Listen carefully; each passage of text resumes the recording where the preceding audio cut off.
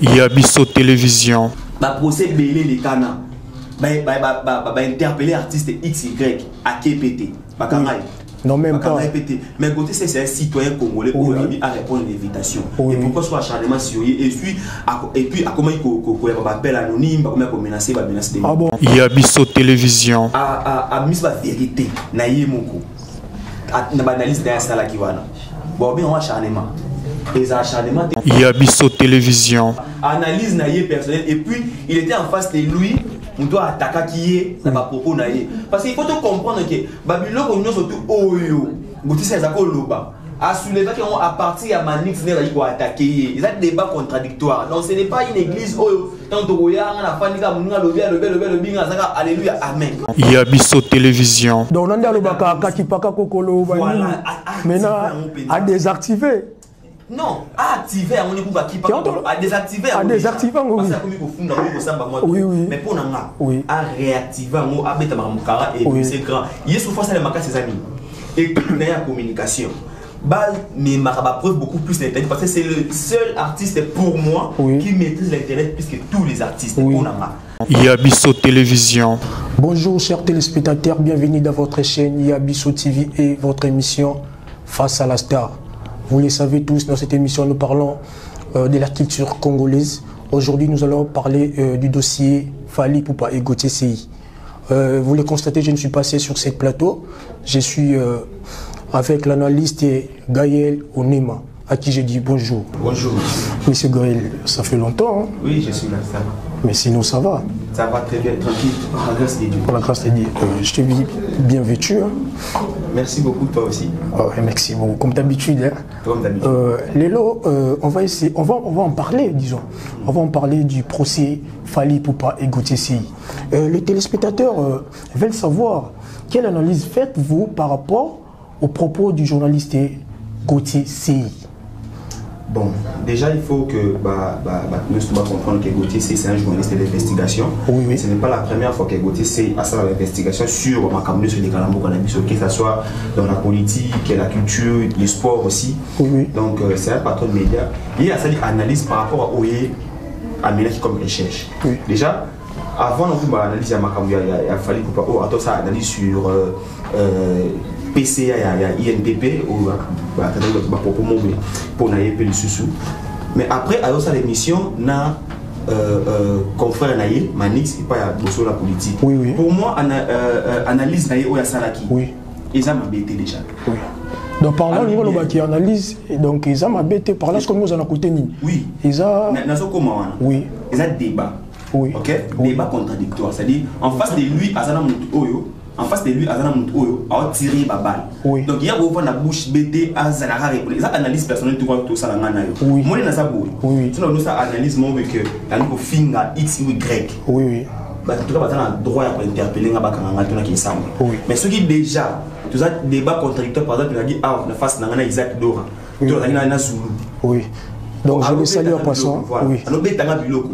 Automatiquement faut réagir parce que ça oh il y a lobby. On va répondre. Oui. Pourquoi interpeller Manix? Parce que il y a un lobby, on peut réagir. Il a dit ceci. Concernant le dossier disque d'or, il y a à boire et à manger. En tout cas, moi j'ai été seulement le mot où il y a à boire et à manger. Oui. Qui veut dire que vous allez à Malam, tout est à Mabé. Dans le dossier. Oui. Alors, Abi a une minute d'investigation. Ayeba.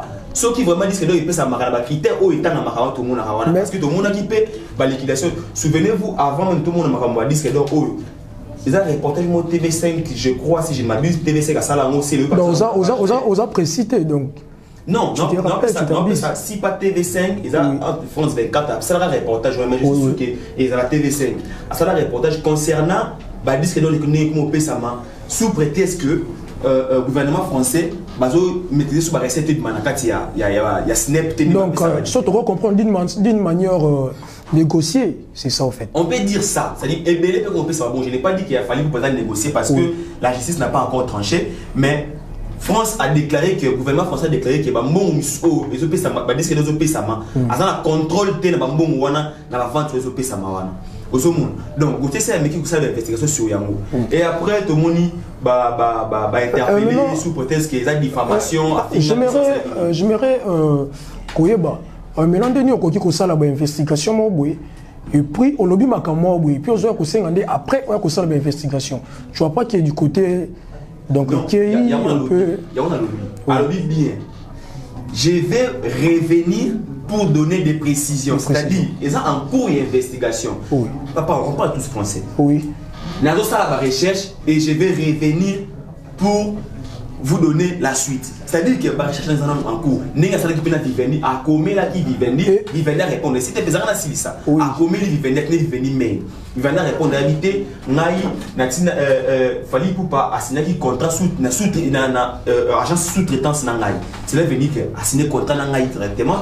Mais pourquoi pas faire des recherches avant qu'on atteigne les propos au lobby pour moi je pensais que ceux qui à ça qui va recherche à ce qui n'a pas preuve à l'appui donc il y a du aux alambalamoko donc c'est être mieux les débats déjà dans le plateau là débat que vous avez dans monter bah côté qui voilà côté débat avec ma francophonie alors toi côté wana admissible élément cela veut dire que azo mener ba recherche dans la silici à monter et à cause on va les sous-ka ba qui bien quand on a même plateau oyo tant on voit même du pour qu'il a éclairci opinion concernant makamouya disque d'or je pense que débat photo c'est limité moi l'écolo quand même que photo quota dans la position en tant qu'artiste, il faut avoir un charisme en tant qu'artiste. Au moins, dossier que mon artiste belé va se réduire pour nous fondre tout samba na baninga.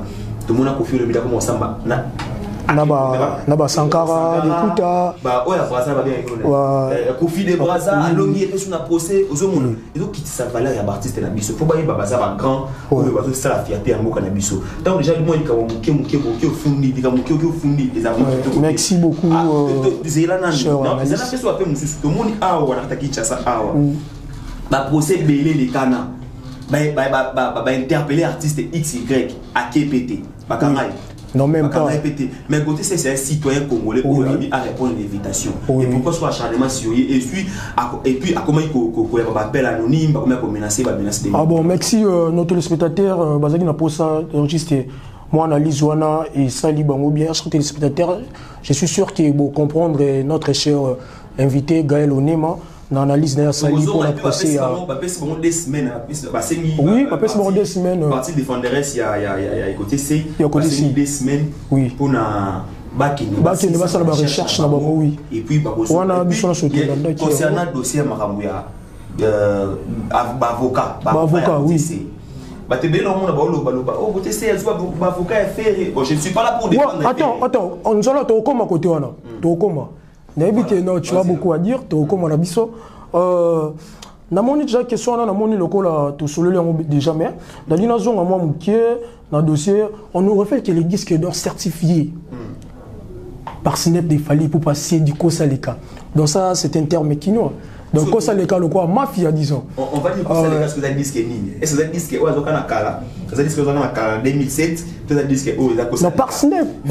Excusez, vu que Oyo a vu Siko. Oui. Bah la recherche nous en cours. Donc on peut pas dire que ça Kosaleka ou pas. Mais c'est une chose de confirmer quand Kosaleka c'est ça va dire que tout non seulement Fali ou pas. Ferrebola, Ranson, tout ce qui est à cause des cas, parce que tout le monde a dit Fabrigas, disque A, double disque d'or, disque d'or. Mais le disque d'or, ils sont certifiés par une maison de production. Les gens qui ont récompense, oui. Parce que, on a proposé. Pour Bissot, tout ce qui se passe dans le monde, on a Bissot. On se comprend. Mais en France, ils ont juste vendre ça, structure, il y a des bureaux. Et pourquoi ce n'est pas ensemble les syndicats. Ils sont à la carte il y a problème qui de musique assez sérieux dans ça avec ma collègue naïe journaliste ba fan ba analyser sur musique sur les autres qui ne succès sur actualité mususu wana ba réunir des éléments ne ba pesi mutu trophée au yo mérité ils ont même pena bango et ça ba mécène ba ndé ba sangana ba pesa ba disque wana c'est-à-dire surtout bitos parce que ba trophée comme il fallait papa m'a disque dans la synapté OK so ba trophée dans les États-Unis c'est que comme ça certifié la synapté c'est dans le quota son nom papa oui le ça on va trophée et ça maka mais ba chaka sérieux na kati eloko na bango ne pesa mo valeur so aussi ko acharnement que ya za na disque ko ba disque surtout maison de production surtout a repesa des chers téléspectateurs na bien se comprendre que disque d'or certifié par Snap et ça ce qui n'est pas disque maison de production encore ba chamwa sorier ba pesa mo valeur. C'est pour ça donc il s'est mis au bon. Tolingi Toyeba, est-ce que nous pouvons nous dire que Gauthier est win et Gauthier c'est plutôt Gauthier win paie à son âme autant donc comprenez-moi, Gauthier Sey était un Gaulois, plutôt. Ah ça je peux pas confirmer parce que hier a eu défendre vérité déjà na plateau là. Oui. Mais là n'a tout Google Gaulois, oh ça Gaulois, oui. Na rivalité aux Sikoyo, adversité aux Sikoyo, c'est normal que ba Gaulois comme ça, Gauthier Sey Gaulois, ba warrior comme ça Manix warrior. Pour Azana ni na fallu pour défendre qui fait na cause non quelqu'un que monde comme ça qui est Gaulois. Bon moi je peux pas confirmer voilà ce que c'est là. Pourquoi pas Rosa du côté de la bon artiste. Banane base à côté du artiste. Oh écoute que le bas va ça côté à Gauthier. Et ça des camps non. Ouais. Où est défendre qui fali, où est défendre qui fait. Même si baza ou aza warrior ou aza Gaulois té. Na mon moment wana ba comme Gaulois na warrior et ça bon mot tenir c'est sur les tambolaka. Vous comprenez? Papa nga sona na rancune na yo et que bon il balé ya côté là yo ou mso côté là ngai. Même si ba moi batoza ba master ba baraka ya komi pour yo aza ta mususu muntu ya yo aza ou mso aza muntu na ngai. Donc c'est normal que ba côté débat wana Gauthier Sey aza Gaulois parce que tout le monde est connu Gauthier Sey. Pourquoi tu as tout dit en question qui soit Gauthier Sey aza Gaulois pour tout le monde qui présence il y a directeur il y a marketing, il y a Ferrego là. Trésor Congolais. Il était présent, bel et bien dans l'audience. Voilà. Donc, ils ont dû animer. Et c'est assistance, non? Il y a assistance. Oui. Parce que tant où déjà mon toit défendant qui fait, non, tu peux ce exemple. Ah, on a qui ça n'est pas me là. Les musique, ils ont église. Oui. N'est pas comme ça. On a bon message dans le bas. Oui. Ça va propos ya.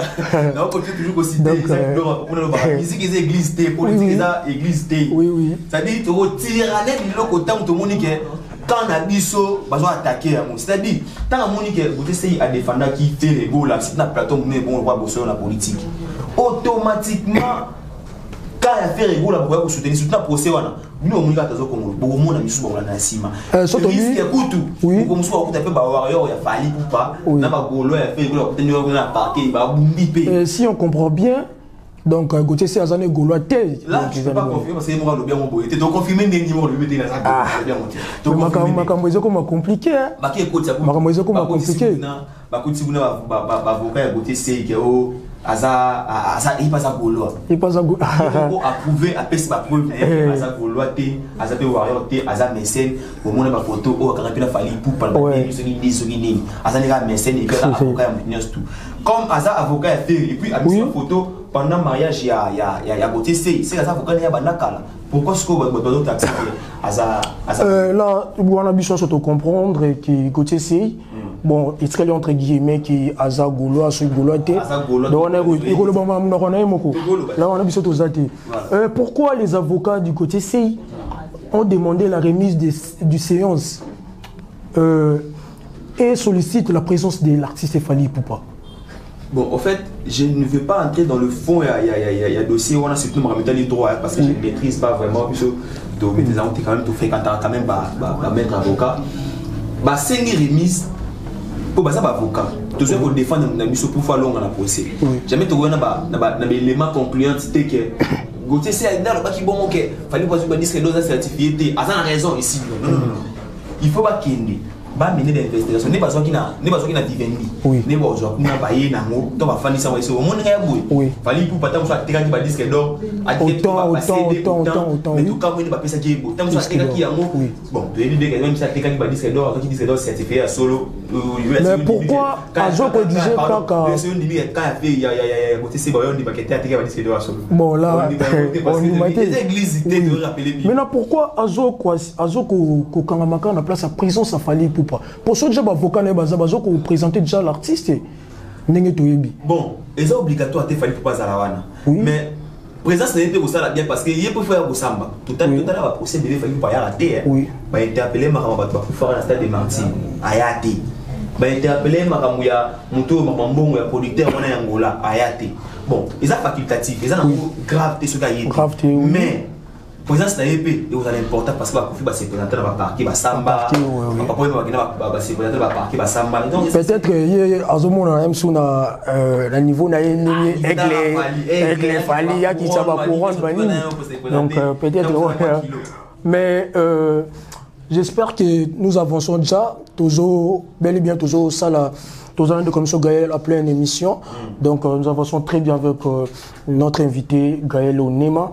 J'ai jeté un clin d'œil à Diogo Eli Panzou, les jokers de Las Vita Club, et pourquoi pas Meshak Moukama, l'Égyptien, Océan Touji, Aristote Matador, Kieti Brown, Diogo Zabaleta. Monsieur Gaël, pouvons-nous dire que c'est du charnel? Chanel comment? Donc les procès de Fally Ipupa, c'est ça. Ah ok. Bon, non, ça n'a pas charnement. Oui. Ça n'a pas charnement. Mais c'est normal. Est-ce que ce qui monte, a mis la vérité, n'a y moko, n'a pas analyse derrière ça là qui va là. Bon, bien on a charnement. Et ça charnement. Moi je pense que ça charnement et ça juste là analyse n'a y personnel et puis il était en face de lui. On doit attaquer qui est ça va propos naïe parce qu'il faut te comprendre que Babylone on nous surtout oyo gouti c'est ça loba à soulever qu'à partir à Manix n'est pas attaquer ils ont des débats contradictoires donc ce n'est pas une église oyo tant que oya on a fait niga munga le binga saka alléluia amen non ce n'est pas ça on a mal c'est que la plateau boy en face na ngai ko débattre na ngai par exemple à nous attaquer nga biloko ayanga na bandi bongo tout le monde ndenge honorable de l'Esafo a ridiculiser certains débatteurs oui pourquoi parce que ba ko débatteur bazana ba argument solide ya opesa alors il est en train ba argument solide sur avant la kimia papa TV existé oui on te comprendre maintenant qu'est-ce que okoki ko loba pour na procès ndenge zo kindela donc je sais pas okoki ko loba nini donc à propos na you tu penses donc Fally à Kolonga, Gauthier à Kolonga, tu évites tuer des quelque chose à la côté morté mais n'engage vision dans Zomona. Voilà. Mais d'accord, il y a un autre bandeau que tu as fait pour me débattre, bah c'est une remise il y a 2 semaines, hein, les 19 septembre to zela. Voyons voir comment est-ce que procès il y a des bossos, comparaison des bossos Gondeka. Surtout monde que pour comparaison des bossos pèsement milinga.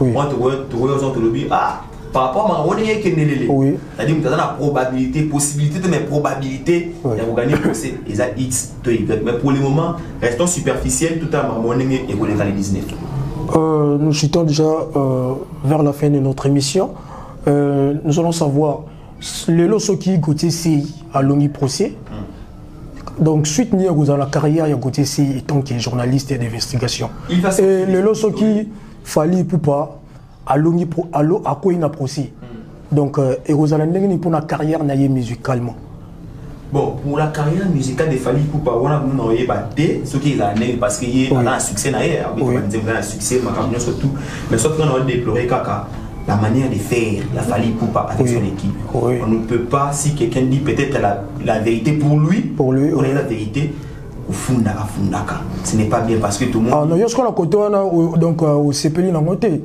Le dossier est artiste Fally Ipupa. Donc on a le baka kakipaka kokolo. Maintenant à désactiver. Non, à activer on est pour kakipaka. À désactiver. À désactiver oui. Mais pour nanga. Oui. À réactiver on a bêta mamukara et c'est grand. Il y a souvent ça les makas ses amis. Et il y a communication. Mais Maraba preuve beaucoup plus l'internet parce que c'est le seul artiste pour moi qui maîtrise l'internet plus que tous les artistes parce que Aïbideni a joué à l'internet parce que Abalad Maraba alors il faut équipe naïe basalani activer la machine à bango les médias tout publier à et ça vraiment sérieuse pour permettre tout ma caméra sur le barawana surier ba disque d'or ba concert ba piaka ba autotune que les gens l'okuta il est face à la yangwana na place que ba lobby boy afundi ba blum studio que o ba soir sur ba bunda ki na ti o mona ayo kamisa na Côte d'Ivoire ayo kamisa ti ayo kamisa ti pays mobimba ce qui est continue ayo kamisa pays mobimba donc c'est un peu ça on a il faut activer vraiment mode kakipa kakokolo na o ya ba Ouais, d'accord, chers téléspectateurs, nous sommes arrivés à la fin de cette émission. Cher Gaël, voilà. Mot de la fin pour le procès du Fally Ipupa Kotisi. Voilà, mot de la fin de la Warrior, base à la calme, base à l'internet, base à la calme, procès le 19, comparaison, il y a mis balai, ils ont le 19. Ce qu'il fallait, ça vraiment n'a pas preuve tangible, que on a des scénarios certifiés. Ce qui côté CIP, ça va preuve que Bilo connaît pas pour ça les cas de Boloba. En tout cas, côté CIP a pour maman Victoria plutôt confirmer les sous qui journaliste d'investigation là qu'ils a vraiment il y a sur le point les deux parties à l'aise la spéculation peut les cas trop parce que c'est un dossier judiciaire et qui a vraiment le lien qui n'est pas à la calme et ça vraiment qui et puis il faut faire avancer musique n'a plus culture et puis les journalistes ceux qui vraiment aux éléments concluants c'était que les TVT polo et ça qui est côté pour ceux côté c'est il y a moi je vois d'autres journalistes côté c'est pour attaquer Fally non Fally Ipupa retirer ni wana comment on a besoin de balabala non on a besoin de réfléchir on a c'est à talonner dans le bac on est comme donc il va réfléchir le voir Mikolo et vous permettre de mener l'investigation Nous sommes arrivés à la fin de cette émission. Quant à moi, je salue mon papa Alexis Eouka, toute la famille Mboukou, Devlem Mboukou, les banquiers, maman Aziza, maman Bibiche, Kalem Mboukou, Chancela Mboukou, je vous salue, je vous aime tant. Et ma tante maman Laure Mbongo, je vous aime tant. Et Nabo Sanité, mais chaque Moukama Egyptien, je suis Jean Kinshasa. Mimonissa Nasepela. Bien, merci de nous avoir suivis. Dans votre chaîne Yabisso Télévision. Restez branchés sur cette chaîne et ne zappez jamais. On se voit à plus. Yabisso Télévision.